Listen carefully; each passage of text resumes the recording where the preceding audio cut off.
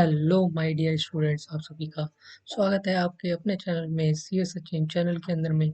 और आप सभी को नवरात्रि की हार्दिक शुभकामनाएं।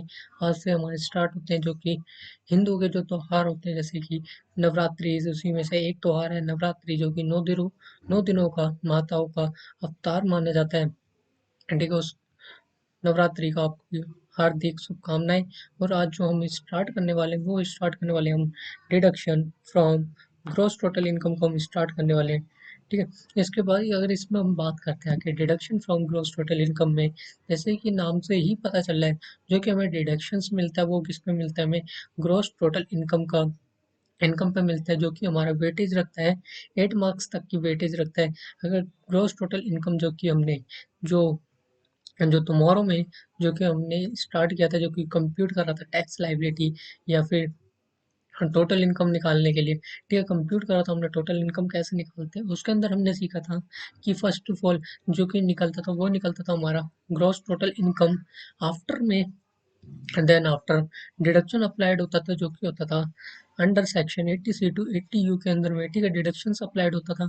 और जैसे कि ग्रोस टोटल इनकम जो कि फर्स्ट है हमारा, जैसे कि एग्जांपल 2 लाख का, और डिडक्शंस गिवन है 3 लाख तक का। तो इसके अंदर में बात करते हैं, तो जो कि डिडक्शन अलाउड होगा वो कितना होगा, क्या 3 लाख तक का होगा। बट अगर 3 लाख तक का अप्लाइड होगा तो, बट जो ग्रोस टोटल इनकम है वो तो 2 लाख तक की गिवन है, क्या डिडक्शन हमें 3 लाख तक का अप्लाइड होगा।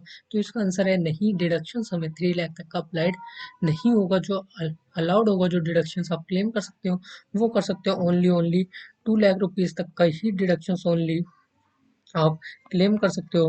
2 लाख तक का ही डिडक्शंस को आप क्लेम कर सकते हो, इससे ज़्यादा का डिडक्शंस क्लेम नहीं कर सकते।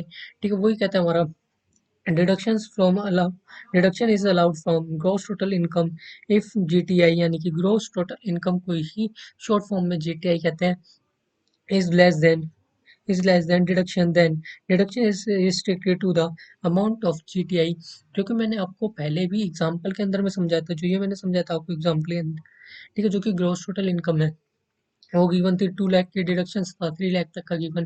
जो डिडक्शन अलाउड होगा वो ओनली जो कि होगा 2 लाख तक का ही डिडक्शन आपको अलाउड होगा, उससे ज़्यादा का डिडक्शन अलाउड नहीं होगा। वही ये वाला पॉइंट हमारी बात कर रहा है। ठीक है, रिस्ट्रिक्शंस के बारे में बात कर रहा है। ठीक है, ज़्यादा अलाउड जितना ज़्यादा अमाउंट होगा, ठीक है, जो कि ग्रोस टोटल इनकम से ज़्यादा डिडक्शंस का अमाउंट होगा, तो डिडक्शंस ओनली उतना ही अलाउड होगा जितना कि आपका टोटल इनकम होगी। ठीक है, अब नेक्स्ट पॉइंट की तरफ चलते हैं, जो कि आता है हमारा नो डिडक्शन इज अलाउड।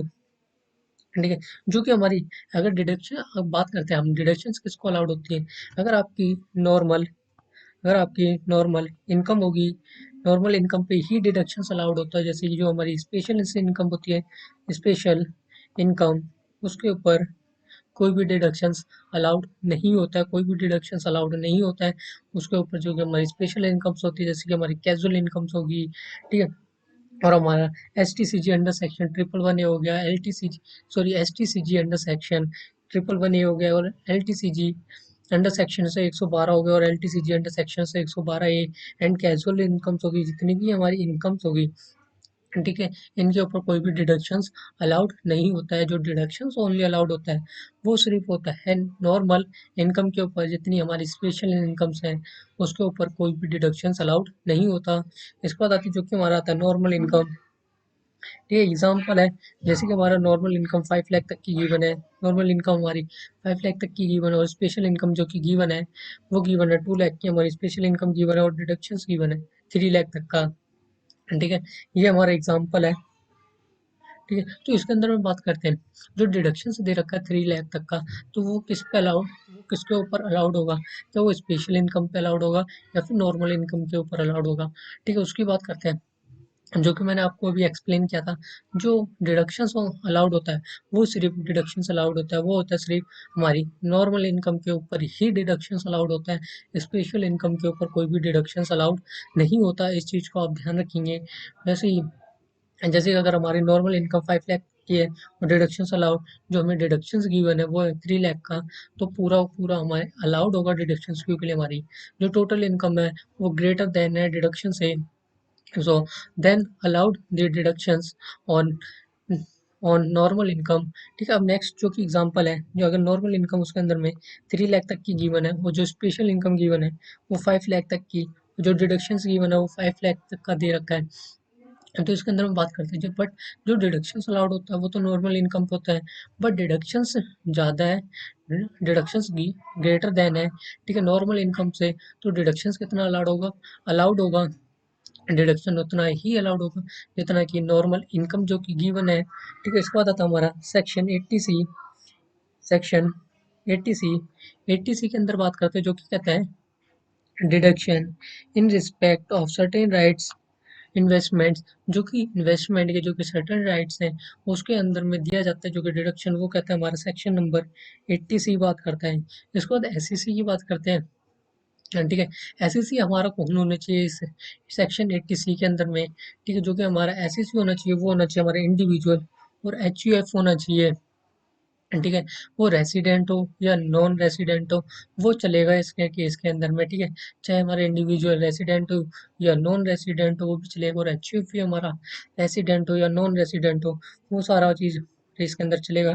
ठीक है, इसके अंदर बात करते हैं जो कि डिडक्शंस मिलता है इन्वेस्टमेंट के केस में, जो कि डिडक्शंस मिलता है वो मिलता है जो कि है अमाउंट इन्वेस्टेड और रुपीज 1.5 लाख, यानी कि 1.5 लाख तक का। ठीक है, विच एवर इज लोअर, यानी कि मान लीजिए जो भी हम आपने जो भी इन्वेस्ट करा अमाउंट, या फिर वो वाला अमाउंट, या फिर जो गवर्नमेंट ने नोटिफाइड कर रखा है 1.5 लाख तक का अमाउंट, ठीक है, इन दोनों में से जो भी लोअर होगा उतने तक का ही आपको डिडक्शंस मिलेगा। ठीक है, इसके बाद कहते हैं जो क्या था हमारा पेमेंट इज मेड टूवर्ड्स की बात करते हैं। ठीक है, तो उसके अंदर में आता है, फर्स्ट आता है हमारा लाइफ इंश्योरेंस पॉलिसी। अगर आपने खुद ने करा रखी है, सेल्फ ने या खुद ने करा रखी है, या स्पाउस और चाइल्ड ने करा रखी है, तो इसके अंदर में जो कि मैक्सिमम मैक्सिमम जो मिलता है आपको वो मिलता है 10%। 10% किसका मिलता है, वो मिलता है हमारा एक्चुअल कैपिटल सम एश्योर्ड का मिलता है। ठीक है, 10% तक का ही मैक्सिमम मिलता है, और 15% किसमें मिलता है, 50% उन पर्सनस को मिलता है जो कि डिसेबिलिटी वाले पर्सनस हैं, जो कि रेफर किया जाता है सेक्शन नंबर 80C के अंदर में। 80C के अंदर में, ठीक है, इसके अंदर में मिलता है आपको डिडक्शंस 15% को, कौन से पर्सन को, जो कि डिसेबिलिटी है, ठीक है, जो कि नॉर्मल पर्सन डिसेबिलिटी नहीं है, अगर सेल्फ होगा, स्पाउस होगा, चाइल्ड होगा, तो इस केस में मैक्सिमम आपको मिलता है डिडक्शन 10% तक का, 10% तक का मिलता है। इसके बाद जो आगे बात करते हैं, ठीक है, ये चीज़ हमारी एग्जांपल से, ये जो मैंने आपको पहले ही समझा दिया था, बट अब नेक्स्ट आगे हम बात करते हो कि अगर स्पाउस होगा, ठीक है, जो कि आपको डिडक्शंस मिलते हैं, ठीक है, वो किस किस को मिलते हैं, वो सिर्फ मिलते हैं आपको, ठीक है, सेल्फ होना चाहिए, सेल्फ होना चाहिए, स्पाउस होना चाहिए, चाइल्ड होना चाहिए, तो इसी में ही आपको डिडक्शंस मिलेगा। इसके सिवाय आपको कोई और होगा, जैसे ब्रदर हो गया, सिस्टर हो गया, या फैमिली का कोई भी मेंबर हो गया, ठीक है, तो इस केस में आपको कोई भी डिडक्शंस नहीं मिलता। ठीक है, कोई भी डिडक्शंस अलाउड नहीं होता। इसके बाद जैसे कि लिखा है, जैसे कि लिखा है सेल्फ हो गया, स्पाउस हो गया, चाइल्ड हो गया, तो इस केसेस में आपको डिडक्शंस मिलता है। और जो ब्रदर हो गया, सिस्टर हो गया, ग्रैंड पेरेंट्स हो गया, इस केस के अंदर में आपको डिडक्शंस अलाउड नहीं होता है, इस केस के अंदर में कोई डिडक्शंस अलाउड नहीं होता। इसके बाद आता है हमारा कॉन्ट्रीब्यूशन का, यानी कि यूलिप का कंसेप्ट आता है, जो कि आता है कॉन्ट्रीब्यूशन करते हो अगर आप, ठीक है, यूनिट लिंक्ड इंश्योरेंस प्लान के अंदर में, जो क्या था हमारा यूलिप ऑफ यूटीआई और mutual fund registered in India, self spouse and any child on any member of HUF में। ठीक है, तो ये क्या आखिर कहता है, क्या जो कि आप भी कुछ भी कंट्रीब्यूट करते हो, या फिर म्यूचुअल फंड में करते हो या यूटीआई में करते हो, ठीक है, जो इस टाइम एक चीज़ मैं आपको क्वेश्चन दे रहा हूँ, उसे आप सर्च करके कमेंट करके बताएंगे।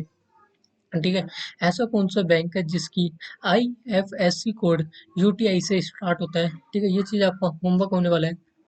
तो उस केसेस में अगर डिडक्शंस जो कि अलाउड होगा वो सिर्फ ओनली ओनली वो होगा हमारे, वो पर्सन होना चाहिए हमारा, सेल्फ होना चाहिए, स्पाउस होना चाहिए, और कोई भी चाइल्ड होगा वो चलेगा, और या फिर जो एचयूएफ के एनी, यानी कि कोई भी मेंबर हो सकता है। ठीक है, तो इसके अंदर में आपको डिडक्शंस अलाउड होगा, आपको डिडक्शंस अलाउड हो जाएगा। अगर इसके सिवाय जैसे कि ब्रदर हो गया, सिस्टर या ग्रैंड पेरेंट्स, तो इसके अंदर में आपको कोई भी डिडक्शंस अलाउड नहीं होता। और उसके बाद आता है हमारा, अगर आपने एफडी करा रखी है, ठीक है, तो एफडी के ऊपर बात करते हैं, जो कि इन्वेस्टमेंट है आपकी FD for a period of 5 years, 5 साल या 5 साल से ज़्यादा की आपकी एफडी है, तो यह इन्वेस्टमेंट जो कि इन्वेस्ट कर रखा है आपने एफडी के अंदर में 5 साल या उससे ज़्यादा, तो आपको डिडक्शंस मिलती है। सिर्फ इस चीज़ में आप याद रखेंगे, जो कि डिडक्शंस जो आपको अलाउड होती है वो सिर्फ होती है आपको स्पाउस, सेल्फ सेल्फ और चाइल्ड, इन केसेस में ही डिडक्शंस आपको अलाउड होगा। ब्रदर हुआ, सिस्टर हुआ, इन केसेस में आपको डिडक्शंस अलाउड नहीं होगा। आपने अगर मान लीजिए जो पोस्ट ऑफिस में, ठीक है, आपने उसके अंदर डिपॉजिट अकाउंट्स में आपने इन्वेस्ट कर रखा है, तो इस केस में भी आपको डिडक्शंस अलाउड होगा। उसके बाद हो गया हमारा, अगर आपने कंट्रीब्यूट कर रखा है, जो कि इनडिवाइडेड होता है, जो कि एसपीएफ हो गया, आरपीएफ के अंदर भी, इसमें भी आपने इन्वेस्ट कर रखा है, तो आपको डिडक्शंस अलाउड होगा। अगर कंट्रीब्यूट, जो हमारे नेक्स्ट आते हैं, अगर इनडिवाइडेड और एचयूएफ होगा, जो होना चाहिए हमारा 15 साल से ज़्यादा का होना चाहिए, और पीपीएफ में इन्वेस्ट कर रखा हो या कंट्रीब्यूट कर रखा हो, ठीक है, वो कौन सा पर्सन होना चाहिए, सेल्फ, स्पाउस और एनी चाइल्ड और एनी मेंबर ऑफ एचयूएफ, तभी ही आपको डिडक्शंस मिलेगा। इसके सिवाय कोई अनदर पर्सन होगा, ठीक है, तो इस केस में फिर हमारा डिडक्शंस अलाउड नहीं होगा। जो कि डिडक्शंस अलाउड होगा वो सिर्फ होगा सेल्फ, स्पाउस, एनी चाइल्ड और एनी मेंबर ऑफ एचयूएफ के केसेस में ये आपको डिडक्शंस अलाउड होगा। अगर इससे कोई बाहर का मेंबर आएगा, ठीक है, बाहर के अगर कोई पर्सन आ गया, मेंबर्स आ गए, ठीक है, या फिर आपके ग्रैंड पेरेंट्स आ गए, ठीक है, तो उनको डिडक्शंस अलाउड नहीं होगा।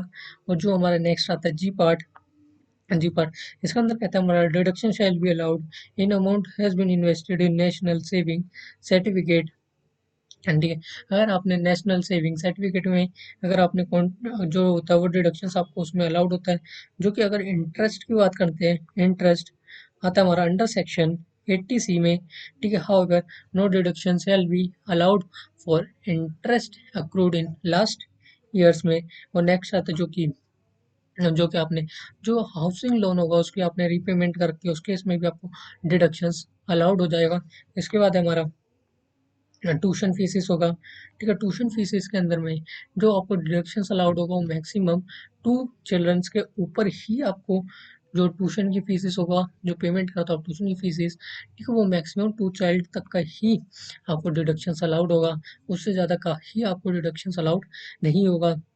अगर 3 पर्सन हो गए, 3 चाइल्ड हो गए, या 4 चाइल्ड हो गए, या 5 चाइल्ड, या फिर मोर, ठीक है, एंड मोर, ठीक है, जो मोर हो गए, इससे ज़्यादा हो गए, तो अगर 2 चाइल्ड से ज़्यादा हो गए, तो उस केस में हमारा कोई भी डिडक्शंस नहीं मिलता। ओनली सिर्फ 2 चाइल्ड होना चाहिए, जो कि मैक्सिमम दे रखा है, ठीक है, इतने तक का ही आपको डिडक्शंस अलाउड होगा ट्यूशन फीसेस में। इसके बाद आता है हमारा सीनियर सिटीजन्स, जिनका कि सेविंग स्कीम्स में उन्होंने जो सेविंग स्कीम्स ले रखी होंगी सीनियर सिटीजन्स ने में, उनमें आपको डिडक्शंस मिल जाएगा। और सुकन्या समृद्धि अकाउंट्स ओपन होगा, उसमें आपने इन्वेस्ट कर रखा होगा, ठीक है, तो उसके अंदर में भी आपको डिडक्शंस अलाउड हो जाता है। उसके बाद आता है हमारा, जो कि नोटिफाइड पेंशन फंड है, जो कि setup by the national housing bank mutual fund और यूटीआई ने, ठीक है, उसके अंदर में भी आपने उसके अंदर भी अगर कंट्रीब्यूट कर रखा है, तो उसके अंदर में भी आपको डिडक्शन अलाउड हो जाएगा। उसके बाद आता है नेक्स्ट, जो कि आता है हमारा कंट्रीब्यूशन टू NP5, जो कि टायर होता है सेकंड अकाउंट ऑफ CGE में, अगर आपने कंट्रीब्यूट कर रखा है उसके अंदर में भी आपको डिडक्शन मिल जाएगा। इसके बाद आता है हमारा सेक्शन 80 ट्रिपल सी, जो कि बात करता है पेंशन फंड्स के बारे में, ठीक है, पेंशन फंड्स में के बारे में बात करता है, जिसके अंदर में आपको डिडक्शंस मिलता है। तो उस केसेस में जो कि हमारा एसईसी होना चाहिए, वो एसईसी हमारा ओनली ओनली इंडिविजुअल होना चाहिए।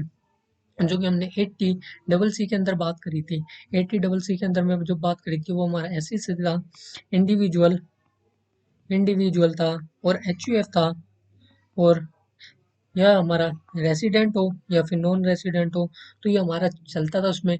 इसके अंदर भी चलता है, जो हमारा इंडिविजुअल है वो रेसिडेंट हो या नॉट रेसिडेंट हो, तो वो दोनों ही चलेगा इंडिविजुअल के केसेस में। इसके बाद अगर जो नेक्स्ट बात करते हैं वो डिपॉजिट होने चाहिए। Deposit is to be made in any, ठीक है, जो कि आता है इसके अंदर फर्स्ट आता है हमारा फर्स्ट आता है pension plan of life, life insurance corporation, जिसको कि LIC के नाम से जान कहता है। ठीक है, तो इसके अंदर में अगर आपने डिपॉजिट कर रखा हो तो आपको डिडक्शन अलाउड हो जाएगा। ठीक है, जो और एन्युटी स्कीम्स होती है, जो कि LIC के अंदर में एन्युटी स्कीम्स होती है। ठीक है, तो उसके अंदर भी आपको डिडक्शन अलाउड हो जाता है। उसके बाद आता है हमारा pension plan of any other private insure और approve by any control of insurance, इसके अंदर में भी हो जाता है। इसके बाद आता है हमारा जो कि कितने तक का ही आपको डिडक्शंस मिलता है। ठीक है, सेक्शन 88CCC के अंदर में उसकी बात करते हैं, जो कि मैक्सिमम डिडक्शंस की बात करते हैं। ठीक है, जो कि आपको मैक्सिमम डिडक्शंस मिलता है वो मिलता है 1,50,000 का आपको डिडक्शन मिलता है अंडर सेक्शन 80CCC के अंदर में। ठीक है, वो आता है, वो आखिर कौन देता है, वो जो कि पेंशन स्कीम्स के अंदर में जो कि डिडक्शन से देता है वो देता है हमारा सेंट्रल गवर्नमेंट, जो कि आता है सेक्शन 80CC के अंदर में, जो कि आता है हमारे पेंशन में आता है, जो कि कंट्रीब्यूट करते हैं जो भी पर्सन। ठीक है, कंट्रीब्यूशन कंट्रीब्यूशन करते हैं पेंशन स्कीम्स के अंदर में, तो उसके अंदर में आपको मिलता है, जो मिलता है डिडक्शन सेक्शन 80CC के अंदर की बात करते हैं अब। ठीक है, अब इसकी बात करते हैं जो इस केस के अंदर में जो कि हमारा SEC होना चाहिए, वो होना चाहिए हमारा SEC। इंडिविजुअल होना चाहिए हमारा SEC, इंडिविजुअल होना चाहिए। और कंट्रीब्यूशन की बात करते हैं, तो कंट्रीब्यूशन की बात करते हैं तो आता हमारा 80CC का सबसेक्शन नंबर 1। इसके अंदर जो कि अमाउंट कंट्रीब्यूट होना चाहिए, जो मैक्सिमम होना चाहिए 10%, 10% होना चाहिए किसका, रिटायरमेंट बेनिफिट सैलरी का 10% होना चाहिए। और कंट्रीब्यूशन 80CC का सबसेक्शन नंबर 2 जो कि बात करता है, वो बात करता है amount contributed by ERE added gross salary. जो सेकंड बात करता है ऑल्सो डिडक्शन इज अलाउड। ठीक है, रिटायरमेंट बेनिफिट सैलरी का कितने तक का ही डिडक्शन अलाउड होता है, वो होता है 10% का डिडक्शन अलाउड होता है। ठीक है, 14% किस केसेस में होता है, वो होता है हमारा सेंट्रल गवर्नमेंट हो गया, स्टेट गवर्नमेंट हो गया, और जो कि हमारा दोनों आ गई, स्टेट गवर्नमेंट भी आ गई, इनमें ही आपको डिडक्शन 14% का ही अलाउड होता है। अगर इसमें नहीं आता तो आपको 10% तक का ही डिडक्शन अलाउड होता है। इसके बाद आता है हमारा नेक्स्ट, जो कहता है सेल्फ एम्प्लॉयड हो गया, जो कि हो गया जो हमारा SEC है वो सेल्फ एम्प्लॉयड है। ठीक है, और SEC कंट्रीब्यूशन हो गया। ठीक है, SEC कंट्रीब्यूशन की बात करते हैं तो कितना होना चाहिए, वो होना चाहिए 20%। ठीक है, जो मैक्सिमम होता है वो होना चाहिए 20% ऑफ ग्रॉस टोटल इनकम का, 20% का ही आपको जो होता है डिडक्शंस वो आपको अलाउड होगा। और वो जो हमारी एडिशनल डिडक्शंस की बात करता है वो करता है हमारा 80CC का सबसेक्शन नंबर 1 भी, जो कि बात करता है an individual deductions of up to ₹50 lakh over and ₹1,50,000 is allowed loan individual, जो कि आता है हमारा नेक्स्ट जो डिडक्शंस, जो कि 80 से 80D की बात करता है सेक्शन। ठीक है, जो हमारा जो 80D की बात करता है वो किसकी बात करता है, अगर आपने फैमिली का इंश्योरेंस प्रीमियम आपने करा रखा है तो उसकी बात करता है हमारा सेक्शन नंबर 80D। और इसके अंदर जो SEC होना चाहिए वो हमारा SEC होनी चाहिए, इंडिविजुअल HUF होना चाहिए, और पेमेंट होनी चाहिए, जो कि पेमेंट जिसमें आपने कर रखी होगी वो कर रखी होगी अपने हेल्थ इंश्योरेंस प्रीमियम की पेमेंट कर रखी हो। ठीक है, कंट्रीब्यूशन कर रखो सेंट्रल गवर्नमेंट हेल्थ स्कीम्स के अंदर में, और प्रिवेंटिव हेल्थ चेकअप जिसको कि PHC के नाम से जानते हैं। ठीक है, इसके अंदर में अगर आपने कंट्रीब्यूट कर रखा होगा तभी ही आपको डिडक्शंस मिलेगा, इसके सिवाय आपने किसी और में आपने जो भी इंश्योरेंस लिया होगा या प्रीमियम पे किया होगा तो उस केस में आपको डिडक्शंस अलाउड नहीं होगा। और नेक्स्ट आता है हमारा सेल्फ स्पाउस और या फिर इंडिपेंडेंट इंडि सॉरी डिपेंडेंट चिल्ड्रन होगा, तो इसके अंदर में जो कि अमाउंट पेड होगा, ठीक है, सब्जेक्ट टू मैक्सिमम ₹25,000, इसमें इंक्लूडिंग होगा PHC यानी कि प्रिवेंटिव हेल्थ चेकअप, इसके अंदर हमारा इंक्लूड होगा। और सीनियर सिटीजन्स को जो कि मैक्सिमम डिडक्शंस मिलेगा वो मिलेगा 50,000 तक का ही डिडक्शंस मिलेगा। इसके बाद आते हैं हमारे पेरेंट्स, पेरेंट्स की बात करते हैं। अगर पेरेंट्स में बात करते हैं, अगर पेरेंट्स में बात करते हैं, चाहे वो डिपेंडेंट हो चाहे वो इंडिपेंडेंट हो, ठीक है, तो दोनों ही चलेगा, चाहे पेरेंट्स डिपेंडेंट हो या इंडिपेंडेंट हो। जो कि अमाउंट पेड होते हैं जो कि मैक्सिमम मिलेगा, जो कि आपको डिडक्शन 25,000 का, जो कि इंक्लूडिंग होगा इसके अंदर हमारा PHC यानी कि प्रिवेंट हेल्थ चेकअप, जो कि हमारे इसके अंदर में इंक्लूड होगा। और इन केस ऑफ रेसिडेंट होगा अगर हमारा सीनियर सिटीजन, तो उसके अंदर में 50,000 का आपको मैक्सिमम डिडक्शंस मिलेगा। नेक्स्ट बात करते हैं जो कि सेक्शन 80 डबल डी बात करता है, वो करता है हमारा जो कि respect of maintenance of disabled, dependent. जो कि डिसेबल्ड पर्सन है वो किसी पे अगर डिपेंडेंट है तो उसके केस के अंदर में हमारा जो एसईसी होना चाहिए वो कौन होना चाहिए, रेसिडेंट होना चाहिए इंडिविजुअल। एचयूएफ अगर नॉन रेसिडेंट होगा तो इसके अंदर केस के अंदर में आपको डिडक्शंस नहीं मिलेगा। ठीक है, जो हमारा इंडिविजुअल होनी चाहिए एचयूएफ होना चाहिए वो होना चाहिए हमारा रेसिडेंट। अगर रेसिडेंट नहीं होगा तो कोई हमें डिडक्शंस अलाउड नहीं होगा। ठीक है, और इसके बाद जो कि हमारे डिडक्शंस की बात करते हैं कितना ही आपको डिडक्शंस अलाउड होता है, वो होगा आपको 75,000 का जो कि होगा आपको डिडक्शंस अलाउड होगा वो कितना होना चाहिए। और जो अमाउंट होना चाहिए केस में जो कि 1,25,000 तक का ये अमाउंट होना चाहिए। और डिपेंडेंट के केस में, ठीक है, डिपेंडेंट की बात करते हैं तो कौन होना चाहिए, जो कि डिपेंडेंट होना चाहिए individual, spouse, children, parents, brother and sister who are dependent on the individual. ये सारे डिपेंडेंट होनी चाहिए इंडिविजुअल पे, तो तभी ही आपको डिडक्शंस मिलेगा। अगर आप डिपेंडेंट नहीं है, ठीक है, तो इस केस में आपको डिडक्शंस अलाउड नहीं होगा। इस केसेस में आपको डिडक्शंस अलाउड नहीं होगा। इसके बाद आता है हमारा सेक्शन 80 डबल डी, बात करता है हमारा सेक्शन 80 डबल डी भी। वो बात करता है हमारा medical retirement of specified rate disease की।